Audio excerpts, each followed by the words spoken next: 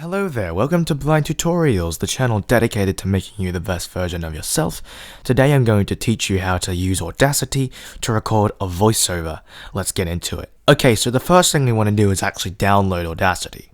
Now I'm not going to show you exactly how to navigate the Audacity website, because that's not the purpose of this video. Also bear in mind, as this is a blind user-friendly tutorial, there will be no video. Let's get into it. Alright, so what we need to do is download Audacity. I'll leave the link in the description.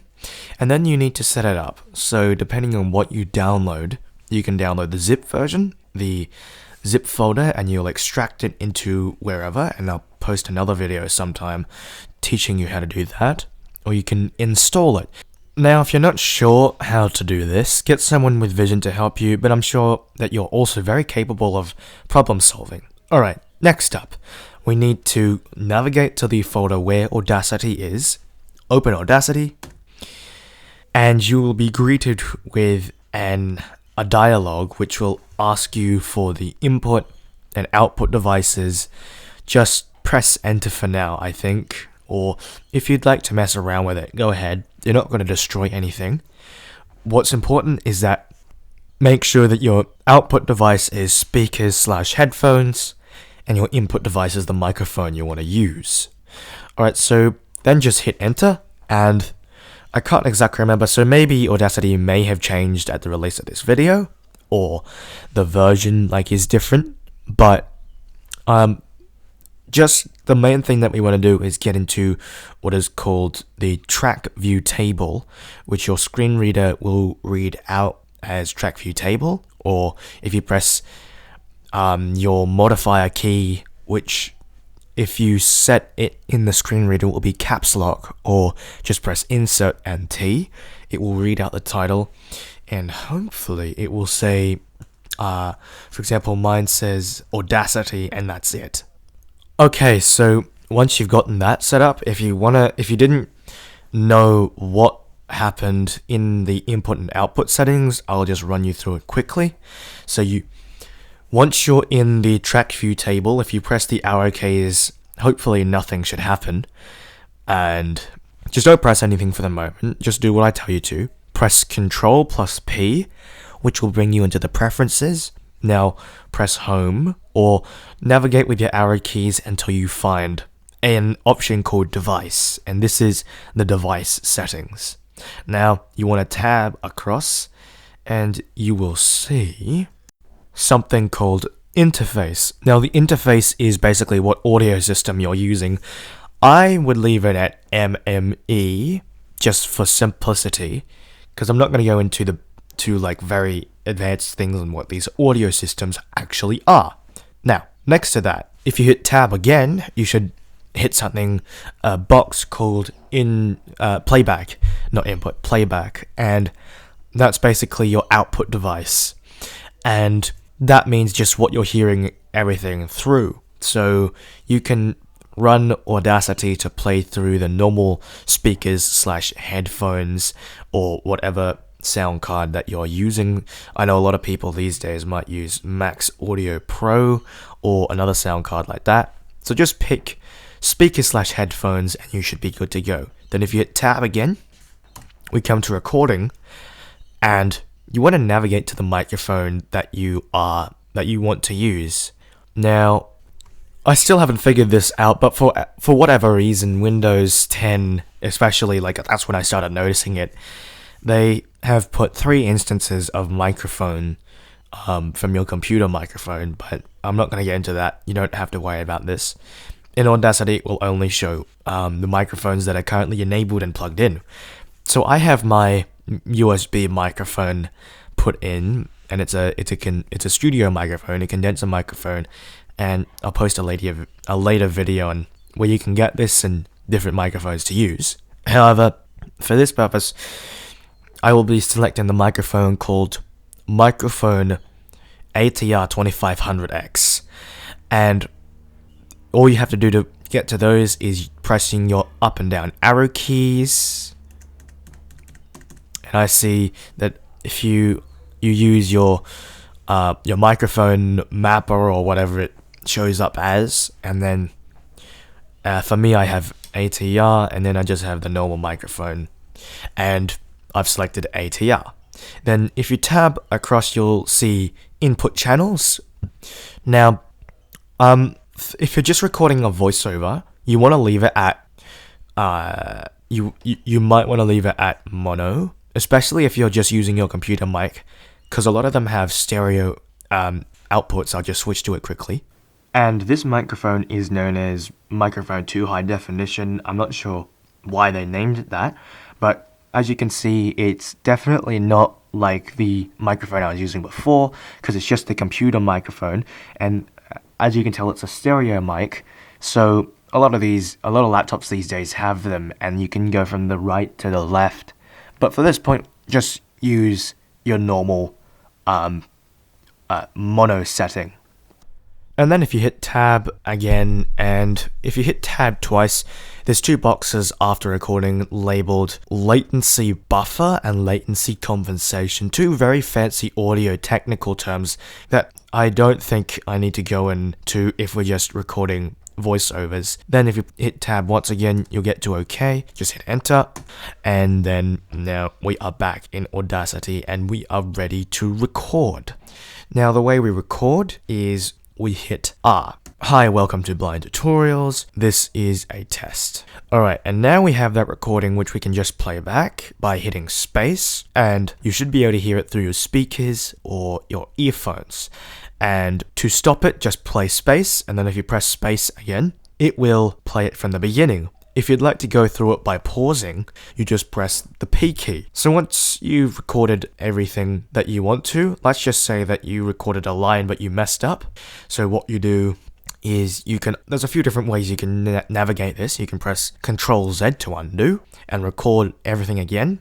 You can go to the end by just simply hitting end. Then what you can do is first, press enter to select the track. As soon as you hit record, a track is created, unless you have the track selected, and then if you hit record and there's already audio on the track, it will record at the very end of it.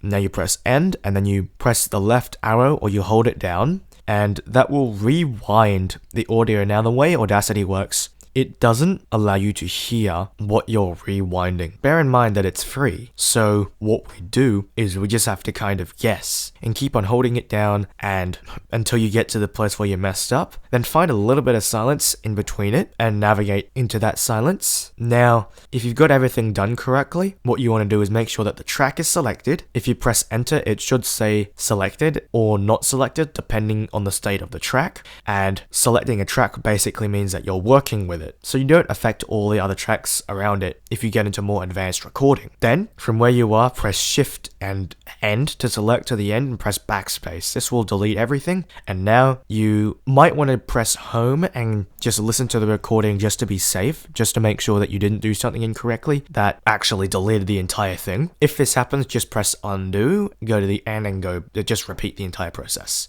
A couple of other quick tips. Let's say that you've been recording but you don't want to have to press stop and then go to the end. The way you do that is just press X once you've finished speaking. So you hit record, speak, and then you press X. And what that will do is it stops the recording and then it places the cursor at the very end of where you stopped recording. Then you can go back and you can, for example, rewind a little bit and then delete the little bit of audio that is you hitting stop or X or something like that. And you can do that with the beginning, and that's if you want to really get advanced. We'll just advance a little further. I'll show you advanced recording in another video. And then once you're done with that, you might want to amplify it. So what this will do is it will allow you to raise or lower the audio depending on how loud it is, so that the loudest point in it is 0 decibels, which is basically how loud it is. So you won't have any distortion if you set up your microphone correctly. To do this, what you do is press Ctrl A to select the entire thing once you're happy with it. Ctrl A, then press Alt plus C, which is going to bring you into the effects. Press A, and you'll hit an effect called Amplify. Now you press Enter. And all you really have to do is just press Enter again, because it will automatically set it so that the peak is going to be 0. Now, I'll explain these effects in a later video, but that's basically recording for you. And one last thing.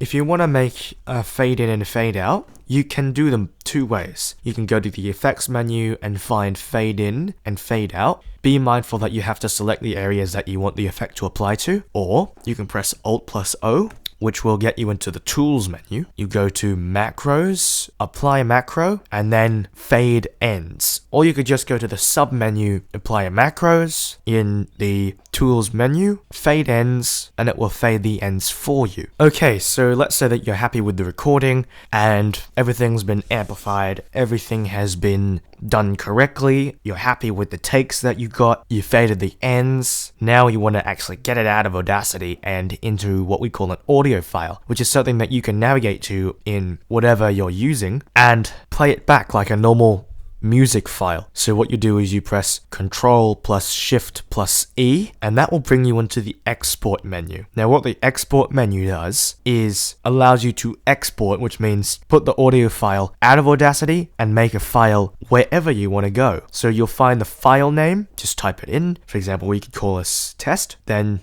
you can press tab and you can select the audio format. If you want a very high quality audio file to use in music production, you want to select something like WAV or WAV. Or if you want a normal listening file that's not too big, you want to select MP3.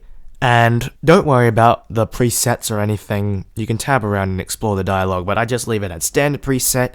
And then you press Shift Tab, I believe about twice, from the file name box. If you press Shift Tab twice, you'll get into the folder tree view where you can navigate it like a normal explorer. And what you can do is you can just press backspace, you can press enter on folders, so you can make new folders with Ctrl Shift N. And you can basically just find where you want to put it. Once you've found a location, just press tab twice again to get to the file name. Check that it's still there, because you may have accidentally changed the file name if you went over something that wasn't a folder. And then if that's the case, just change it back, Control A, then type the name in again, then press enter. Now this will bring you into the metadata tags. Don't need to worry about those. I'll explain those in a later video. And just press enter, and what it will do is it would start exporting. And once you've exported it, you can go into Windows Explorer or you can go into Apple Finder and find it and play it to see if it turned out alright